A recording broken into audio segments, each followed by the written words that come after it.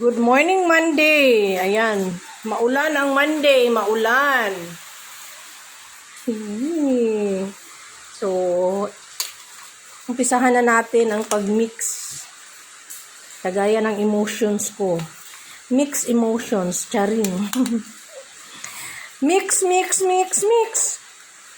Mamaya na natin ilagay yan ang cheese. Panghuli na yan. So, this is for the preparation of our Christmas party this afternoon. Ayan, pagkatapos nito guys, matutulog lang din naman ako. Matutulog lang naman ako. Naks naman, sasarap na rin. Oh, ganitong salad naman sa Pasko. O, di ba? Wala siyang meat. Walang meat.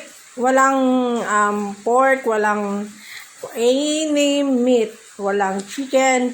As in, fruit and vegetable salad. Macaroni salad talaga siya. Ayan, fruit and vegetable macaroni salad. So, ganitong klase naman. Try nyo. No? Okay. Dito ko binuhos ang buong pagmamahal ko. Papahugot talaga. Dito ko ihahalo lahat. Kaswerte siguro ng taong mamahalin ko. Ano?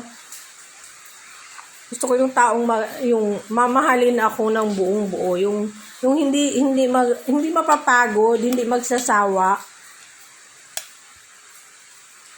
Parang ako lang na hindi ako napapagod magmahal sa kanya, pero siya napagod. Napagod siya, bumalik sa ex niya. Ay ganun. Tamad kasi akong mag-reply, tamad akong mag-chat, tamad akong makipag-diskusyon. Ang inaano ko, piniprefer ko na lang mag-quiet, magpa-cool down. Bakit kaya kung sino pa yung nagmamahal ng totoo at mga loyal, sila yung laging napag-iwanan. May ganun, Lord. Lami yun siya, may. Lami kayo. Ali, dere. Mag-Christmas party, mingon nga man. Kuyog si Ate Anan Guro dito sa Tambayan.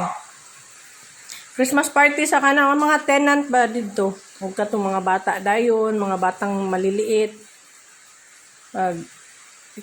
Mag-exchange gift. Early afternoon kay, of course, maninda pa ba may nagkagabi.